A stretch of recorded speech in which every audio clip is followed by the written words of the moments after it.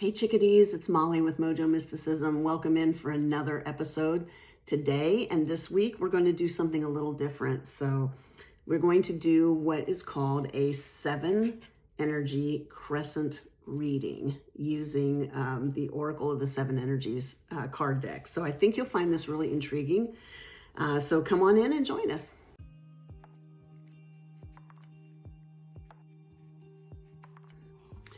All right, welcome in. And this week we're going to do something a little different. We are going to do what is called a 7 energy crescent reading using the Oracle of the 7 Energies Oracle card deck. This is one of our guides' favorite decks. I have a lot of decks, but this is one that they keep gravitating me back towards. And so we're gonna do this over the course of the next 7 days. We'll have a short video every day. I will remind you of where we are in the process of this reading, and we'll just experiment with this. So let me know what you think, and if this resonates with you, and if you'd like me to do a pull like this every week, I'm happy to do that. I just want to make sure that we're meeting you with what you need. So the 7 cards, the way that they're laid out, I'll put the image up here. I put the images over here, so it'll be over here. But the way that this works is that the first card 1, is really about the past. So it is about continuing, the continuing energy that plays out throughout our lives until we change it. So that's card 1. So that'll be what we talk about today. And then card 2 is the present moment. So this will be tomorrow. And this is the dominant energy that is in our life right now. Card 3 is what is hidden from us. So these are the things that we're looking to uncover, right? And the things that we have not allowed yet to coalesce into 3-dimensional form in our life. So that is day 3. Card 4, which will be day 4, is what is blocking us. What is the obstacle that is in our way and not allowing the hidden items to coalesce into our 3-dimensional existence. So that will be day 4 and card 4. And this could be anything from like a psychological attitude or a person. It's possible that a person may be blocking you. So we take on energy of those around us and we share energy with those around us. So it is possible it could be a person. So day 5, we will talk about the helpers. So who are those that are going to be there to assist us and support us as we move towards the outcome of the reading. So this will be really, really interesting. We'll be looking at energy, at different people in our lives, synergies that come along, and how those things all fall together. And once you begin, if you haven't already, once you begin to really look at this and look at the synergies in your life, you'll be amazed constantly at how everything is coming together for your benefit. It's just astonishing to me even now after doing this for so long.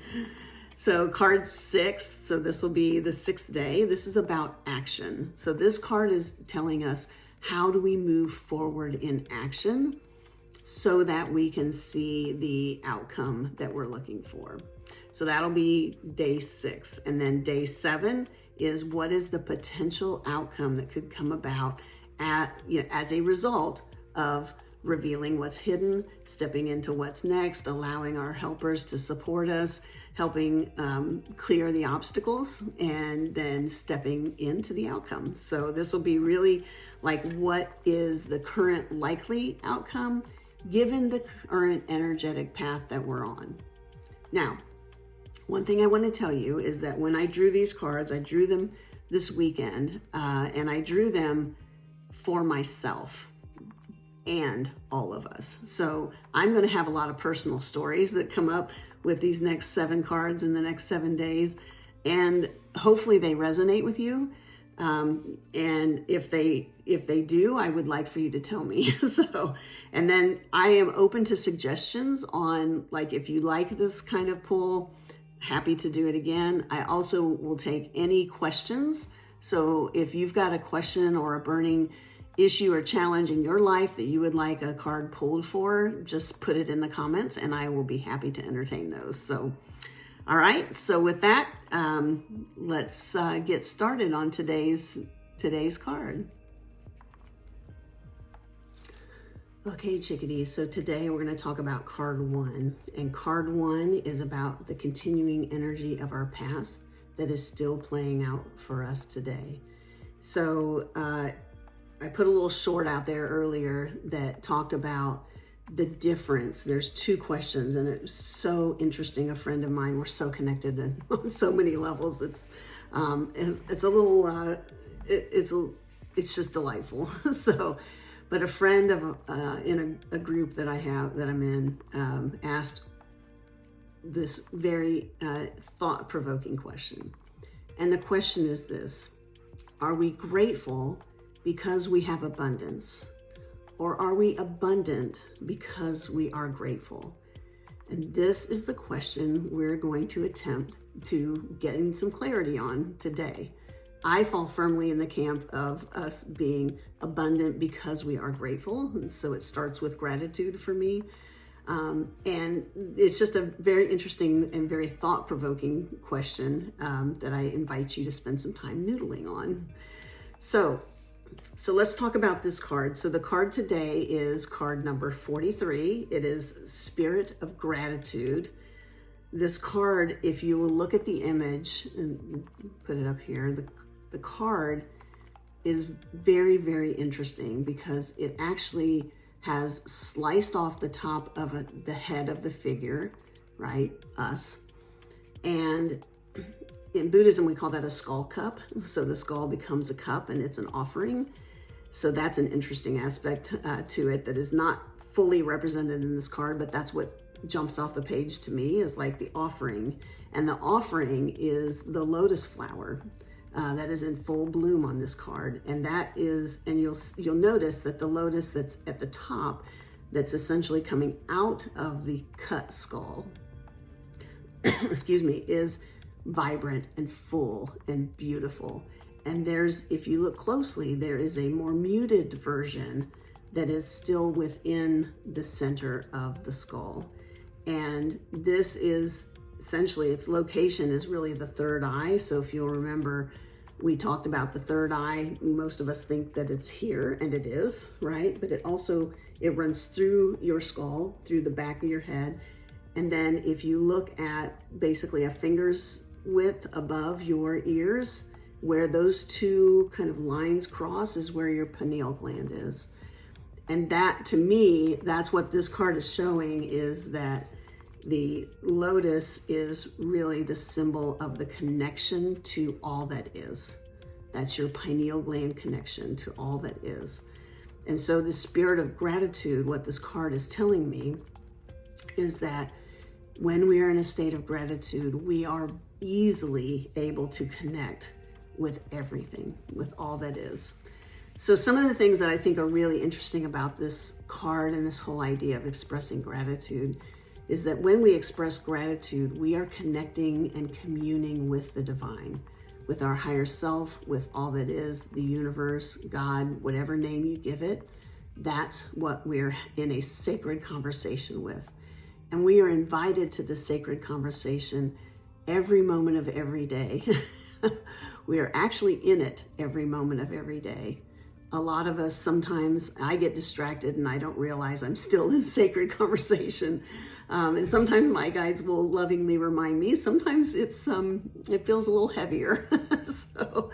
But we are in that sacred conversation. And the more we can recognize that and realize that and engage in it with intention, the more we are going to see revealed to us. So there's a lot of different ways to do this. Prayer is certainly one way. I do it through meditation and through introspection and just through really tuning in. It is super, super important that we tune into our heart centers, right? That we come into our heart. If you're like me, I've spent a lot of time, like an embarrassingly enormous amount of time in my life, completely 100% in my head, in my thinking mind. And I was able to understand concepts like, as much as my intelligence would allow me, which some days was great. some days not so great. But it wasn't until I really allowed my heart chakra to open and to take this into my heart and allow myself to be transformed by all of the spiritual nature of just being alive today, just even breathing in and breathing out.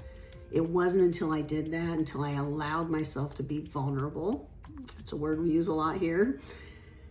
That when I allowed myself to be vulnerable was when everything really changed for me. And I went from like, a trajectory like this to a trajectory like that in my spiritual development. So I would encourage you and invite you to allow yourself to be vulnerable to the extent that you are comfortable, and maybe even a little bit past that, just to test the waters. Don't go too far. You don't have to. Your guides are going to wait. They're not going anywhere. But step into the water and just see what happens. So one of the things that will come about from this conversation, engaging in this sacred conversation and expressing gratitude in particular, is that you're going to meet your guides. It will happen. There are ways that you can do this. There are meditations that will help you meet your guides, and we can certainly provide those to you. Just put a comment in the chat and we'll get you some resources. But you will realize over the course of time that there is absolutely no situation in which you are alone. So I currently am experiencing new things from my guides. I have Albert Einstein is one of my guides. He's there a lot, and he is the one that kind of hops in when things are getting kind of funny. So, and he has a particular laugh that I audibly hear in my head now, and it's just a lot of fun. So, and they all have different personalities. The important thing is to understand they are all aspects of you. So just like this crystal has different facets on it, right? Different angles that reflect the light in different ways. Just as that is true, the different facets are just different aspects of yourself, and you are all one. So in fact, we are all one. So Al has a funny laugh, and he pops in with humor from time to time that just blows me away, honestly. So I'll tell you about some of that as we go further on our journey together. And then I have another guide who sings to me, and she brings music into my head, just like plugs it in. She sings to me. She loves me. Like I can feel her just wrapping herself around me in love. I also feel that from Hera an awful lot, although Hera's not singing to me yet. But I can feel Hera wrap me up in love. It's like wings that come around and just hold me in feather-like wings. But my other guide, she sings to me, and I just feel her love in every cell of my body. It's just incredible. None of this happened to me until I allowed it, until I made the journey from my head to my heart, and until I really got into a place where I was expressing gratitude. And not gratitude for what was to be, gratitude for what is. So that's the big difference, right? So this is where gratitude and abundance, which, chicken and egg, like does gratitude follow abundance or does abundance follow gratitude? To me, abundance follows gratitude, and it has played out in my experience. And the byproducts of that is that I'm never, ever, ever alone. You can also develop a faith that is loving and compassionate. And when I say compassionate, I don't mean that it's always necessarily feels good, right? Compassion has two sides to it. Compassion is that warm, loving compassion that feels warm and loving. It is also sometimes wrathful, right? That is a loving compassion as well, because you're using, it's basically the difference between, the nudge and the hammer when our guides are talking to us, when they're talking to me. When I'm not paying attention and the hammer comes, that's the wrathful compassion that comes. So So that also happens. One other thing that happens when we really express gratitude is that we understand that we are part of a web of life, right? Not just in this universe, but all things seen and unseen, that we are co-creative partners in everything that's happening. And we end up in a place where we just know that the most powerful prayer that we can offer, or meditation that we can offer up, is to express that gratitude daily, and also offer ourselves to be of service to whatever our higher selves, God, the universe, whatever you want to call it, source, whatever that is, for our highest and best good and for the highest and best good of all. So we offer ourselves in service to that as well. And what happens when we focus on this gratitude and appreciation is we actually are waving the magic wand, and the magic wand of abundance, and miracles. And we start to see these because we're looking for things to appreciate, and we're looking for things to be grateful for. So that's what shows up in our life, right? We look at it from what's around us, even if it's, got a shit show going on. It's like, okay, well, which of these piles of shit can I appreciate, right? And so it's like, okay, well, I can kind of find something good here. So I'm going to take this little nugget here and I'm going to focus on that. Well, what happens is whatever you focus on expands, right? So if we're focusing on that appreciation, even in the tiniest little speck that we can find in the shit show of our life, if that's what's going on for you, that focus of appreciation will grow. It has to. It's law. It's a universal law.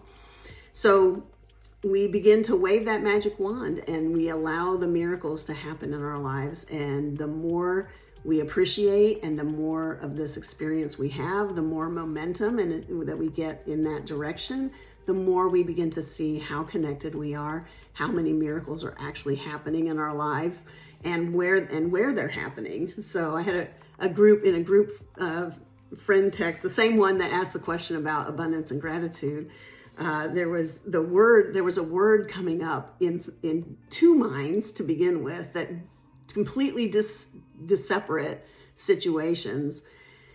And then it got planted in a third mind. And now we have three minds that cannot seem to draw the connection of this word with each other, except that the universe is showing us that we are all connected. And we are all connected to the level of accepting thoughts in our minds that allow us to realize how connected we are. So it can be that simple.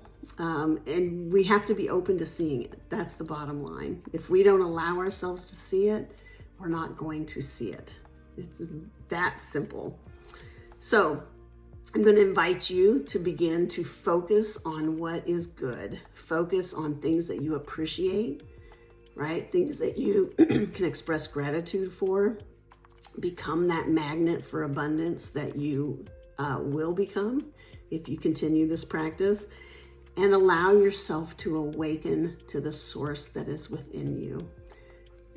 When you bump into people and you think, oh my gosh, they're so much further ahead than I am, or whatever, don't judge yourself. Please do not do that, because you have within you the capability to do anything you want to do. The only thing it requires is that you get in touch with the source that is within you. It is the same source that is within all of us. So when you look up the ladder and you see somebody that you think is so much further along than you, understand, first of all, that's not true. And secondly, you have everything within yourself to do everything that they're doing and much, much more. So with that, I'm going to let you have the rest of your day back. Thank you so much for joining us. Please hit subscribe. Let me know how this week goes for you, because this is a little different setup for us this week. And again, any questions you have, if you've got suggestions for questions for card pulls, I am open to that and be happy to entertain that. And I hope you have a wonderful, wonderful day. Know that you are a divine being and you are here on purpose with a purpose and for a purpose. See you next time.